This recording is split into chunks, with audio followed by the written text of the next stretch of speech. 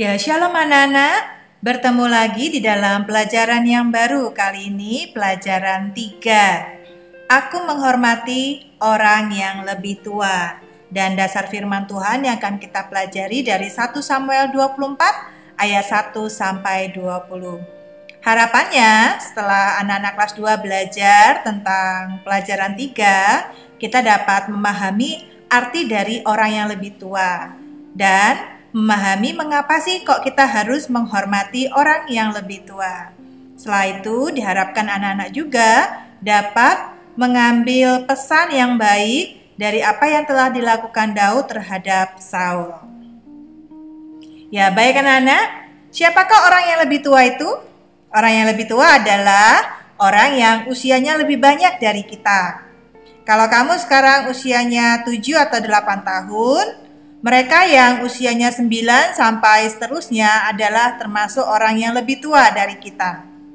Selain itu, orang yang lebih tua juga adalah orang yang memiliki pengalaman dan ilmu yang lebih banyak, karena mereka lebih dahulu terlahir ke dunia. Misalnya kakek dan nenekmu, om tantemu, atau kakak atau masmu yang sudah kuliah, yang sudah SMA, mereka bisa disebut orang yang lebih tua dari kita. Jadi, orang yang lebih tua biasanya meneladankan kepada orang yang lebih muda bagaimana hidup secara baik. Mereka juga mengenalkan kasih Tuhan dan aturan-aturan yang ada. Orang yang lebih tua juga melindungi dan menolong orang yang lebih muda. Kamu punya pengalaman tentang hal itu di rumahmu? Bagaimana ketika kakakmu yang sudah SMP, SMA, atau kuliah itu mengarahkanmu ketika kamu melakukan hal-hal yang tidak sesuai dengan aturan di rumahmu? Atau mereka mengajarkan tentang hidup bersih, hidup jujur, atau lain sebagainya. Ya, mengapa kita harus menghormati orang yang lebih tua dari kita? Yang pertama, karena menghormati orang yang lebih tua bukan hanya karena usia mereka lebih banyak dari kita, melainkan kita menghormati orang yang lebih tua dari kita karena setiap manusia memang harus saling menghormati sebagai ciptaan Tuhan. Yang kedua, karena menghormati sesama manusia adalah salah satu cara untuk bersikap taat dan menghormati Tuhan Allah.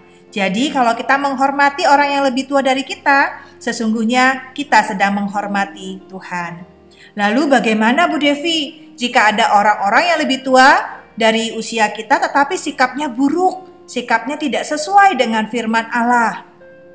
Nah, sebagai anak-anak Tuhan, kita harus tetap menghormati mereka, tidak meniru perbuatan-perbuatannya yang tidak baik, dan terus mendoakan mereka.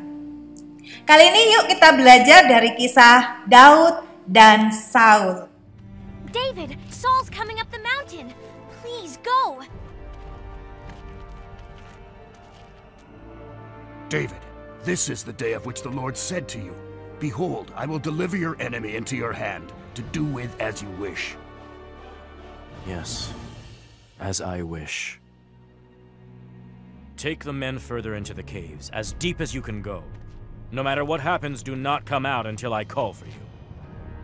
You heard David. Oh, this is gonna be good. What's David going to do? What he should have done a long time ago. Get even with Saul. Yeah, make him pay. I'll bet it'll be a huge ambush. Saul will never see it coming.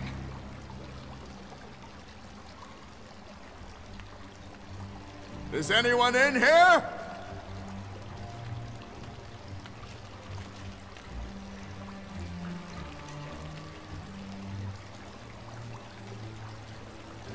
Hey, what's he... Looks like he's going potty? Ew.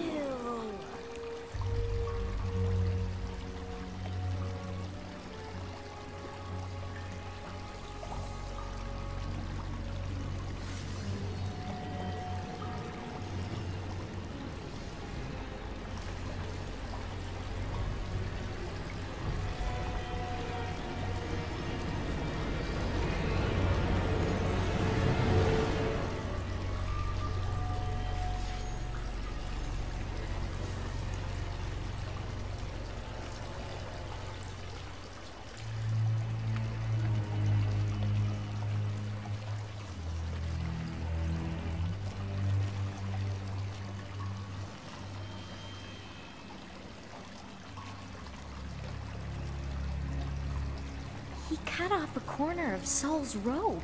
That's it? That's how he's getting back at Saul, by ruining his outfits? Come on! Captain, I do not understand. Saul was helpless. You could have... No, I could not. The Lord forbid that I should do this to my lord the king, and attack the Lord's anointed one. For the Lord himself has chosen him. But he must pay for what he's done to you. Saul is the anointed of the Lord. None of you may rise up against him.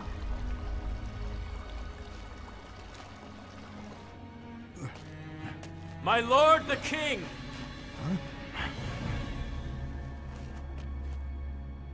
David?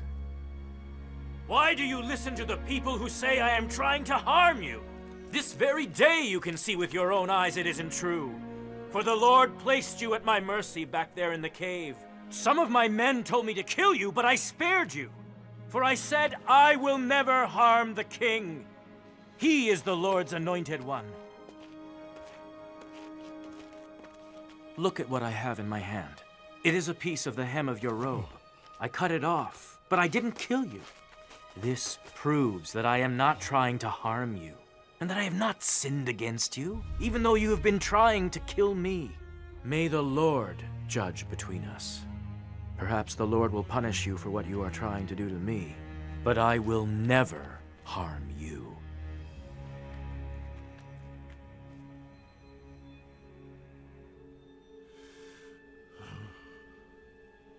You are a better man than I am, for you have repaid me good for evil.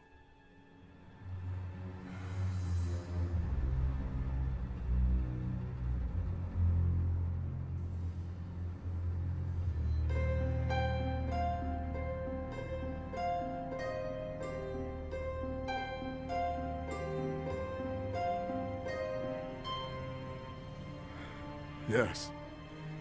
You have been amazingly kind to me today. For when the Lord put me in a place where you could have killed me, you didn't do it.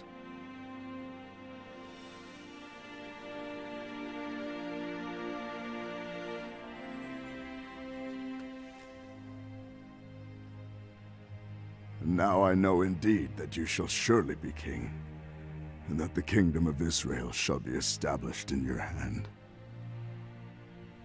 Now promise to me by the Lord that when that happens, you will not kill my family and destroy my line of descendants. I promise.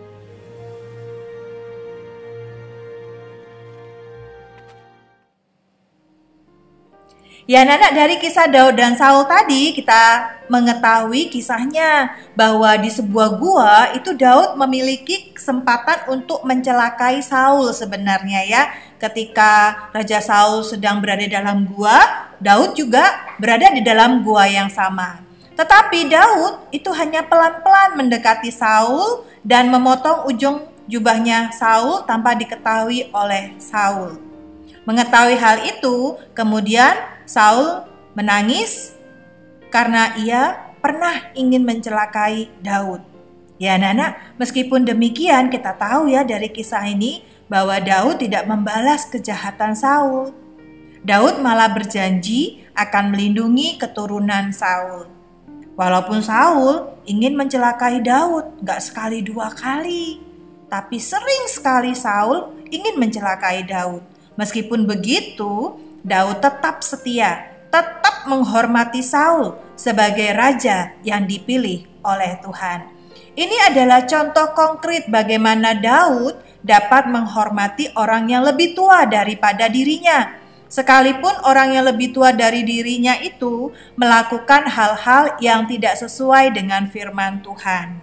Oke, sekarang kita mau diskusi bersama-sama.